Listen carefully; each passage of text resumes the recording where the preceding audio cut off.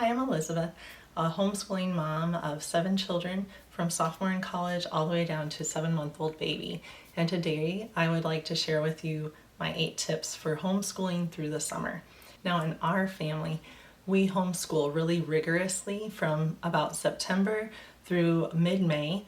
And about that time, where we're from in Iowa, the weather is just beautiful. There are no bugs, the temperature is just perfect, and we're ready to be outside and drop the books for a while. So we take a little break, but then after a few weeks, we try to ease back into doing a little bit of school. This isn't a full-blown school day, it's just about an hour every day. And I want to share with you the principles I use to plan that homeschool time during the summer. First tip I have is to develop and continue your essential faith practices.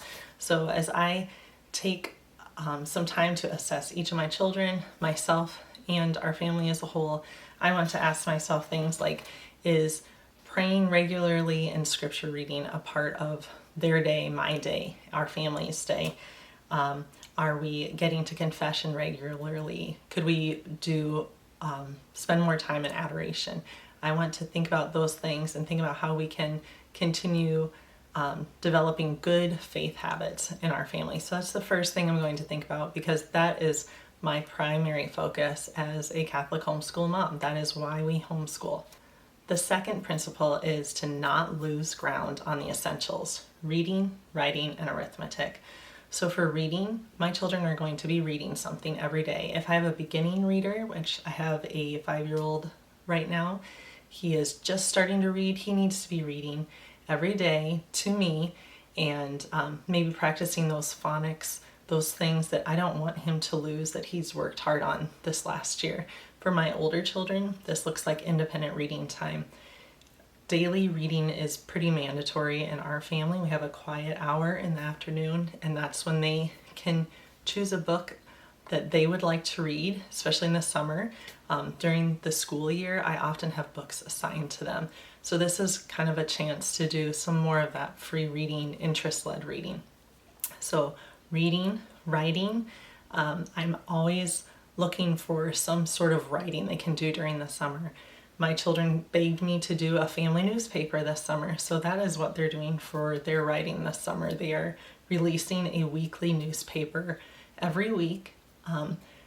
Normally, if they wouldn't be doing that, I would request a paragraph about any topic that they're choosing, probably a few times a week. So that's what that looks like. They should be doing some sort of writing. If I have children that are struggling with penmanship, then they're writing that physically with their hand, not typing it on a computer. Arithmetic, we're going to do a little bit of arithmetic. That's not something we do every day, not necessarily every week. But if it's a rainy day, if it's really hot, if we don't have a lot of activities going on, we're going to do just a little bit of math. It's not going to look like a full-blown math lesson, so it's not going to take an hour of their time. It may be that one lesson is spread over a couple days. I'm going to assign a lighter load to them, but I don't want them to lose ground. Now, in our family, that's been a really big blessing to do just a little bit of math over the year, over the summertime, because in this way, a lot of my children are ahead in their math studies. And in fact, my oldest son was able to go to college having credits all the way through Calc 2. And as an engineering student, that was really important. It is going to save him time and money on his education, because he did not have to do the review at the beginning of every school year, and he was always making progress in his math. So that's a really huge benefit for our family as we have been homeschooling through the summer, just a little bit. The third principle I'm going to think about is shoring up those weak areas. So I'm going to think about each student that I have and think about what are the subjects they struggle with. And I'm going to make sure that they're spending time working on those areas in the summer. It may look different than what they've done through the school year. I might use a different curriculum or a lighter curriculum, but I want them beefing up those areas that are weak for them and improving themselves and spending time working on that. The fourth principle is any delight-led learning that my children have expressed interest in throughout the year that maybe we don't have time for during the academic year. So as I told you, my children were very excited to do a family newspaper. That is kind of their delight-led learning, and for some of them, I have one child who's very interested in animals, so they're writing a lot of their articles on animals and things they know about animals. I have one that's very artistic. Maybe she will be drawing pictures for the paper. So it's a lot of this, what they want to be learning in the summer instead of what I say, but they're still learning.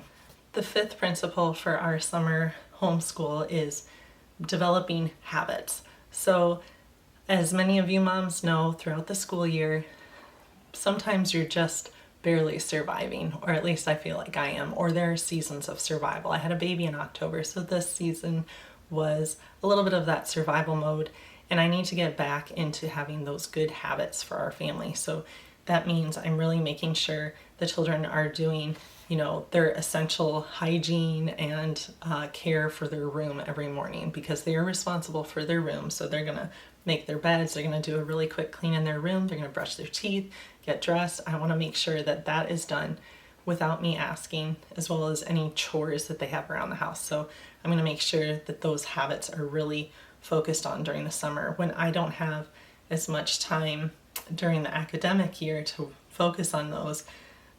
It's such a benefit to do it during the summertime. The sixth principle I have for you is intentional rest. So summer, or any time that you choose to rest from your homeschool, let's say you're year-round homeschooler, you still need rest. We all need rest, but it needs to be intentional. It shouldn't just be frittered away on screens. It should be reading a book or enjoying hobbies, and that goes for mom too. We need to make sure we're renewing our mind, our body, and our spirit. So for me this summer, maybe this doesn't have to do with homeschool, but as the homeschool mom, it's very important that I am also making sure I'm making progress as a person. I mentioned I had a baby in October, and I'm 41, and I'm finding it a lot harder to get back in back to the fitness that level that I want to have. And so I'm working a little extra hard on that this summer when I have a little bit more time. So make sure that you are filling yourself up so that you can come back in August or September, whenever you start your school, with renewed energy and ready to really tackle the next homeschool year. The seventh principle I have for you is that this summer homeschool really shouldn't require too much from me. So I have extra projects I want to do in the summer that I don't have time to do during the homeschool year because I'm so focused on homeschooling and just kind of keeping the house running. So we moved into a house a few years ago, and there's definitely a lot of projects that I just slowly pick at each summer. So I'm removing wallpaper or painting rooms, or like I said, I'm trying to work out and getting back into shape and strengthening. So I want to make sure that I'm only spending about an hour a day on my children's summer homeschool. So that would be the seventh principle I have for you. So now that I've shared the principles that I think about as I reflect and plan our family's homeschool for the summertime, I thought maybe you would find it interesting to see what our family's homeschool will look like this summer. We are definitely not homeschooling hard through the summer. It's very restful, and our homeschool during the summer usually takes less than an hour when we do it, which is usually 3 to 4 times a week. So faith, we're focusing on having that daily prayer time and scripture and having family prayer time. So we all can fall off the bandwagon, and we're always trying to get back on. So we're renewing those good habits in our family. We're doing math, like I mentioned. We're just doing a few problems. And in fact, we haven't even done it for a week. We've been very busy, and that's okay. I'm okay with that. But we will circle back to that and make sure that we get working on our math, spreading a lesson out over a couple days, depending on how that child is mastering the lesson, and they're going to be shorter lessons. We're doing basic writing skills, working with the program called Editor-in-Chief, where my children will go through a paragraph and read and correct grammar and spelling. And I have a couple kids that just kind of struggle with the mechanics of writing, and so we're trying to help them with that. That's that shoring up that weak area that I mentioned. my children are doing this weekly family newspaper. So that's their daily writing. And of course, they're reading every day, like I mentioned. And if you're interested, I have a free printable on my website that will help you think about these principles and help you plan your summer homeschool, as well as a checklist that I'm using for my kids this summer as they work through their chores and their homeschool each day. Thanks for hanging out to the end of this video. I hope you found it helpful, and I hope to create a lot more videos to help you other homeschool moms. See you.